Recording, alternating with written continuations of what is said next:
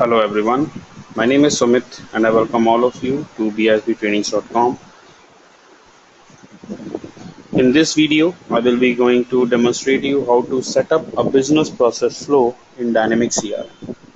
So first of all, let's understand what is a business process and what's the use of business process and what's the purpose of a business process in a Dynamics CRM. So business process is a tool which is meant to help or guide users through a business process in the system. So there it's a series of steps and it's like a wizard, and user can follow those steps. User can move from one step to another, and at the end user can achieve the specific outcome or the result. And business process flows are representation of your business processes and are displayed visually in CRM in the form of a heading across the top of an entity form. So this business process flows are always displayed visually at the top of an entity form or top of any entity. So for example, we have here leads.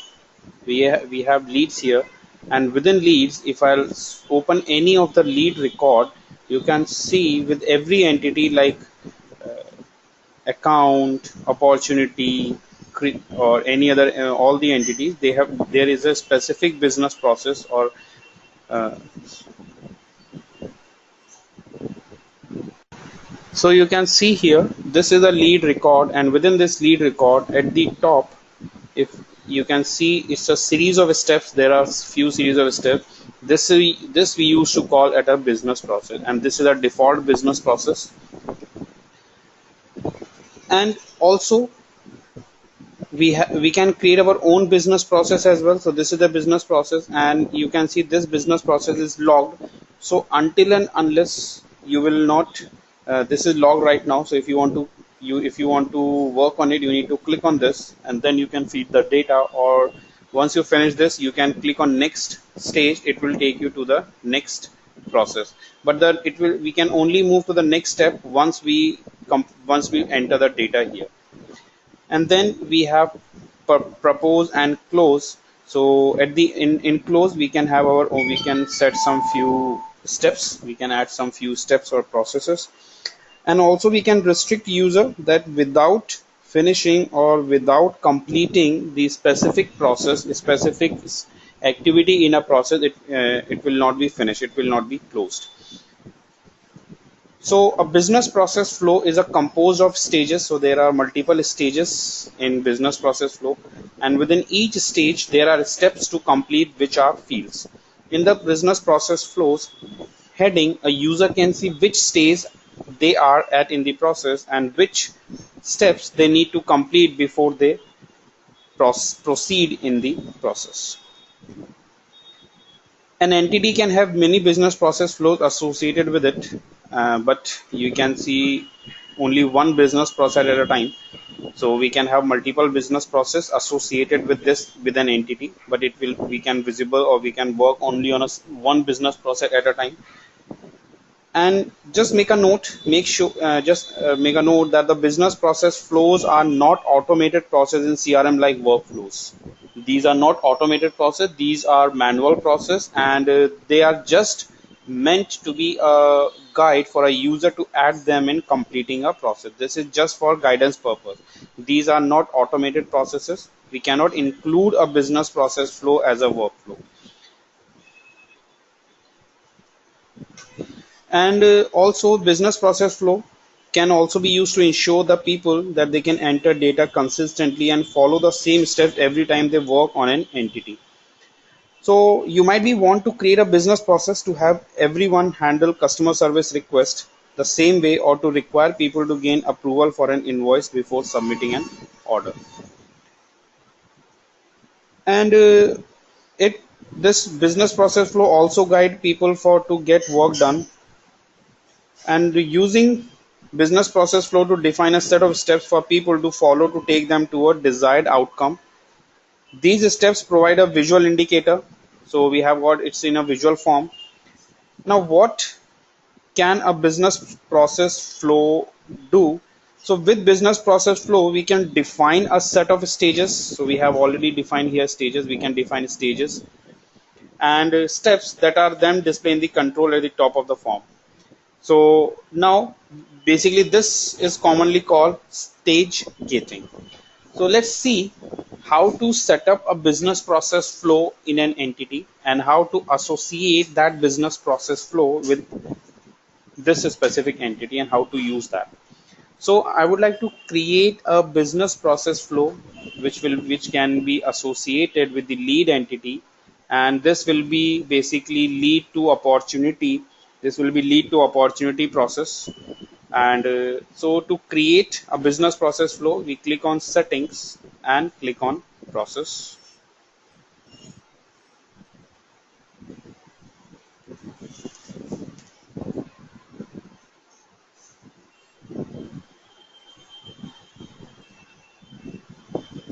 So I would like to create a new process here. So I click on new, and in this dialog box, in this window, we need to provide a name. So I provide a name, lead to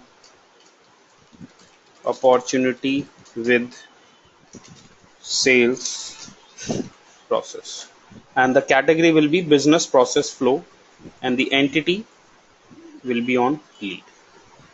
Then click on OK.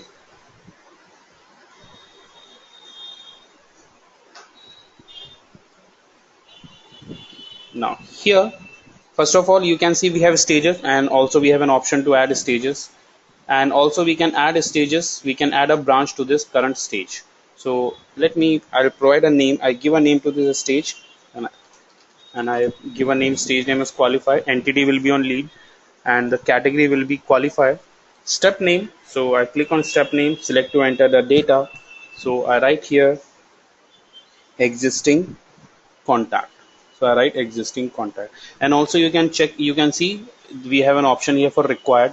So if you make it required, so until and unless user did not enter the data or input the data in this specific field, user will not be able to move to the next process.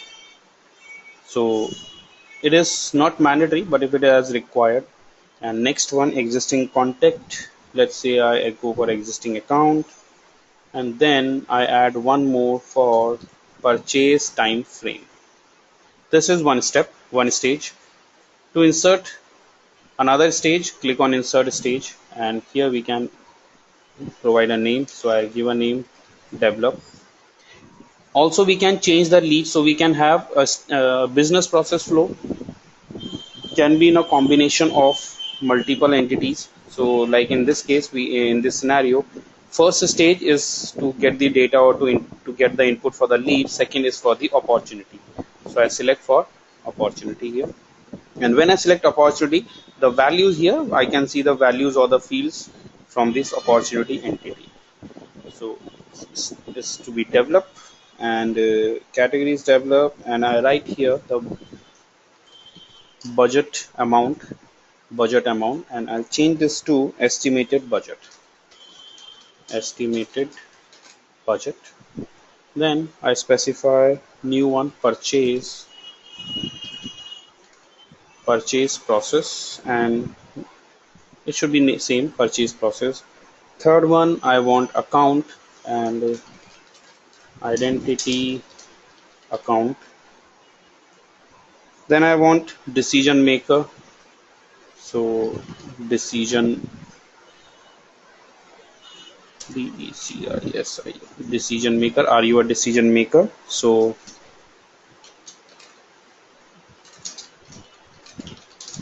identity decision maker. We can make it mandatory if you want. So then next one is the contact and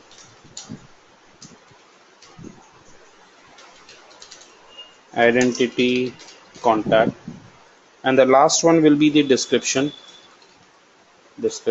and here I specify this as a capture. This is the second stage. Let's add one more stage here. For insert one more stage and give a name to propose. suppose, and this will be opportunity, and here I specify identity sales team, and the category will be proposed. So in this I want only one field. Next I need the last stage, the close stage, the final one, and the category will be close, and the value I would like to add values in here. Confirm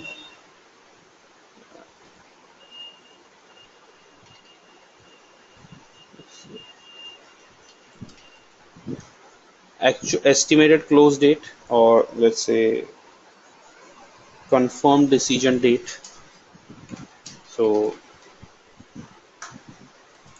let me scroll down. Actual close date, we have,